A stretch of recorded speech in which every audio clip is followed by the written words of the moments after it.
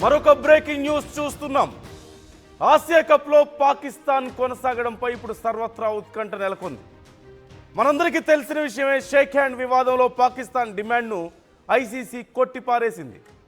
ఇండియాతో జరిగిన మ్యాచ్లో రిఫరీగా వ్యవహరించిన పైక్రాఫ్ట్ మీద చర్యలు తీసుకోవాలంటూ పాకిస్తాన్ డిమాండ్ చేసింది. లేకపోతే ఇవాళ యుఏఈతో జరగాల్సినటువంటి మ్యాచ్ బాయ్కాట్ చేస్తామంటుంది పాకిస్తాన్. ఇప్పటికే ప్రీ మ్యాచ్ మీడియా కాన్ఫరెన్స్ కూడా క్యాన్సిల్ చేసుకుంది. అయితే పాకిస్తాన్ డిమాండ్ను ఇండియా లేదంటే ఐసీసీ ఏమాత్రం పట్టించుకోవడం లేదు. షేక్ హ్యాండ్ ఇవ్వాలంటూ రూల్ ఎక్కడా లేదని చెప్తుంది ఐసీసీ రియాక్షన్తో. ఇప్పుడు పాకిస్తాన్ ఏం చేయాలో అర్థం కాని పరిస్థితి. టోర్నీ నుంచి తప్పుకుంటే పాకిస్తాన్కు దాదాపుగా 140 కోట్ల వరకు నష్టం. 140 కోట్లు. పాకిస్తాన్ క్రికెట్ బోర్డుకి ఇది చాలా పెద్ద అమౌంట్, ఇది భారీ అమౌంట్. ఇది మన క్రికెటర్ ఎవరన్నా అంటే ఒక రకంగా ఒక చిన్న కంపారిజన్ నేను చేయాలనుకుంటున్నాను ఇక్కడ.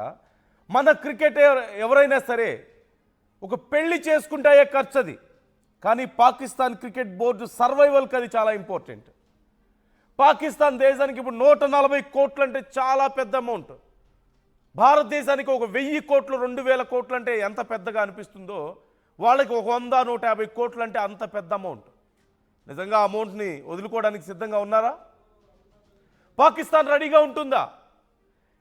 ఇప్పుడు అర్థమైపోతుంది ఖచ్చితంగా. పాకిస్తాన్కి నిజంగా వాళ్ళు ఒక మాట నిలబెట్టుకోగలుగుతారా? సెల్ఫ్ రెస్పెక్ట్ని నిలబెట్టుకోగలుగుతారా? డబ్బులు ముఖ్యమా, సెల్ఫ్ రెస్పెక్ట్ ముఖ్యమా అనేది ఇప్పుడు ఖచ్చితంగా తేలే పరిస్థితి వచ్చింది పాకిస్తాన్కి. భారత్ మన ప్రజల కోసం నిలబడింది. భారత టీం మన ప్రజల కోసం, మన ఎమోషన్స్ని గౌరవించి పహల్గామ్ దాడిలో ప్రాణాలు కోల్పోయినటువంటి, అసూలు బాసినటువంటి మన భారతీయులకు సంఘీభావంగా నిలబడింది మన టీం. మరి షేక్ హ్యాండ్ ఇవ్వకపోవడమే మాకు నష్టం అని చెప్పినటువంటి పాకిస్తాన్ నిజంగా ఒక అవమానంగా భావిస్తే, వాళ్ళ దేశం చేసినటువంటి దుర్మార్గపు చర్యకు భారతదేశం ఒక రకమైనటువంటి నిరసన అనుకోవచ్చు. ఇది we are doing a great favour to Pakistan ఒక రకంగా. ఎందుకు? వాళ్ళతో క్రికెట్ ఆడడమే. భారతదేశం పాకిస్తాన్తో క్రికెట్ ఆడడం అనేది వాళ్ళ అదృష్టం. ఒక మాటలో చెప్పాలంటే వాళ్ళ అదృష్టం చేసుకుంటే కానీ ఇలాంటిది జరగదు. బద్ధ శత్రువులుగా భావించి బోర్డర్లో ప్రతిరోజు మన సైనికుల ప్రాణాలను పొట్టను పెట్టుకుంటున్నారు అనవసరంగా ఆ దేశస్తులు. మన భారతీయుల్ని బట్టలు ఊడ తీయించి మరీ కాల్చి చంపారు. అక్కడి నుంచి వచ్చినటువంటి ఉగ్రవాదులే. అక్కడ దేశంలో ఉన్నటువంటి ప్రజలకు విషం నూరిపోస్తున్నారు భారతదేశం మీద. మరి ఇంత బద్ధ శత్రువులుగా ఉన్నప్పటికీ కూడా గ్రేట్ స్పోర్ట్స్మెన్ స్పిరిట్తో భారతదేశం సరే ఆటలాగా చూద్దామని చెప్పేసి ఆడుతుంది. At the same time it's not just a game, it's an emotion. Especially cricket అనేది ప్రతి ఆట ఖచ్చితంగా ఎమోషనే. అందులోనూ క్రికెట్ అనేది ఇప్పుడు భారతదేశానికి ఖచ్చితంగా ఒక గ్రేట్ ఎమోషన్. అలాంటప్పుడు ఖచ్చితంగా అలాంటి ఒక వేదికగా భారతదేశం పాకిస్తాన్ ఉగ్రవాదులు చేసినటువంటి మారణ హోమంలో ప్రాణాలు కోల్పోయిన భారతీయులకు సంఘీభావంగా నిలబడాలనుకున్నారు.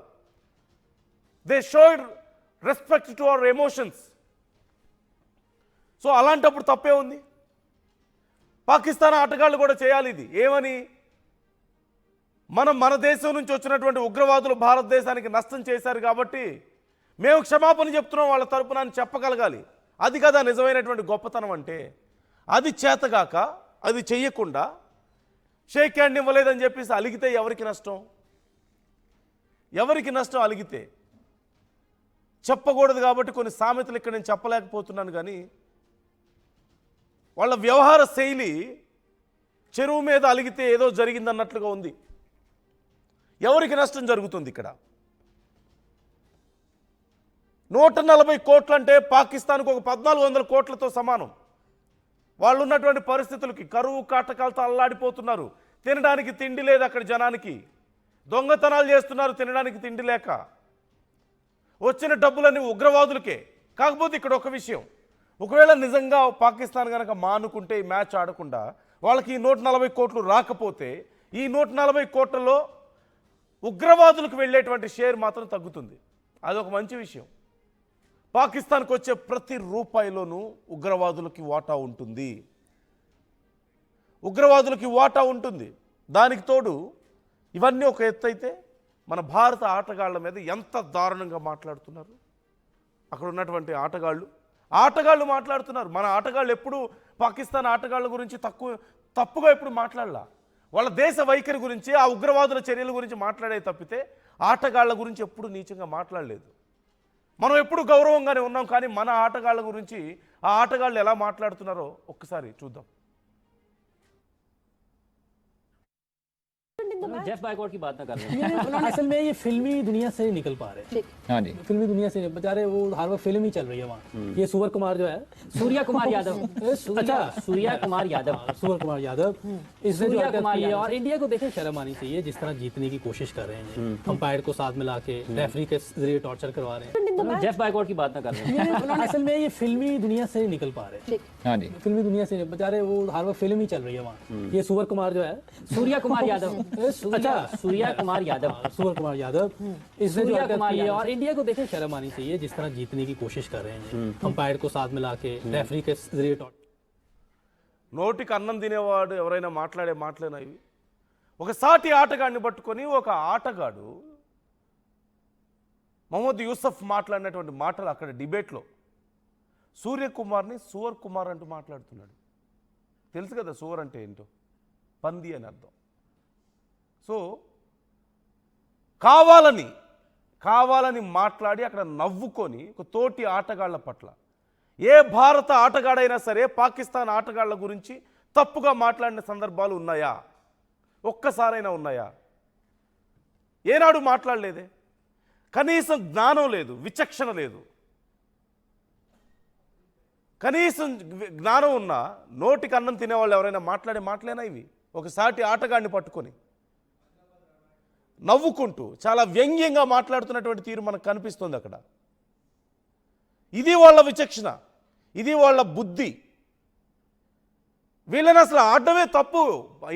భారత టీం, ఇండియన్ టీం పాకిస్తాన్తో మ్యాచ్ ఆడడానికి అసలు ఎందుకు ఒప్పుకుంది? ఐసీసీ ఏమైంది ఐసీసీకి అని చెప్పేసి బయట ఎంత పెద్ద గందరగోళం నడుస్తుందో తెలియదు కాదు. సరే, అప్పటికీ మన స్పోర్ట్స్మెన్షిప్ గురించి, మన స్పిరిట్ గురించి తెలుసు కాబట్టి సరే ఆటలాగా చూద్దామని చెప్పి కొంతవరకు కాంప్రమైజ్ అయ్యారు. ఇదిగో ఇలాంటి మాటలు మాట్లాడే వాళ్ళని ఎలా ఆడాలి, వీళ్ళతో ఎలా ఆడాలి గేమ్? ఇంత దుర్మార్గంగా మాట్లాడే వాళ్ళకి ఎలా ఆడాలి? కనీసం తోటి ఆటగాళ్లకు రెస్పెక్ట్ ఇవ్వడం చేతగాని ఇలాంటి వాళ్ళతో గేమ్ ఎందుకు ఆడాలి? ఎందుకు మనకు ఉండాలి ఈ స్పోర్ట్స్మెన్ స్పిరిట్ అనేది? ఆటని ఆటలాగే చూడాలా? చూస్తే ఒక తోటి ఆటగాడి పట్ల ఇలా మాట్లాడగలుగుతారా? అఫ్రీది మాట్లాడినటువంటి మాటలు కూడా ఉన్నాయి. ఒకసారి అఫ్రీది మాట్లాడిందాం. बात यह है कि 10 मई के बाद दुनिया ने देखा भी, पाकिस्तान की पावर को भी देखा और इंडिया को जलील होते हुए भी देखा। तो वो एक बहुत बड़ी शर्मिंदगी थी उनके प्राइम मिनिस्टर के लिए, उनकी आवाम के लिए। हर जगह मजाक बन गए थे दुनिया में, तो वो चीज उनसे बर्दाश्त नहीं होनी थी। एशिया कप जब शुरू हुआ तो उनके सोशल मीडिया अगर आप देखें तो सब शुरू हो गए थे कि पाकिस्तान से मैच नहीं होना चाहिए। इतना हो गया था कि मोदी के ऊपर ठीक ठाक प्रेशर आ गया था उस चीज का। बात यह है कि 10 मई के बाद दुनिया ने देखा भी, पाकिस्तान की पावर को भी देखा और इंडिया को जलील होते हुए भी देखा। तो वो एक बहुत बड़ी शर्मिंदगी थी उनके प्राइम मिनिस्टर के लिए, उनकी आवाम के लिए। हर जगह मजाक बन गए थे दुनिया में, तो वो चीज उनसे बर्दाश्त नहीं होनी थी। एशिया कप जब शुरू हुआ तो उनके सोशल मीडिया अगर आप देखें तो सब शुरू हो गए थे कि पाकिस्तान से मैच नहीं होना चाहिए। इतना हो गया था कि मोदी के ऊपर ठीक ठाक प्रेशर आ गया था उस चीज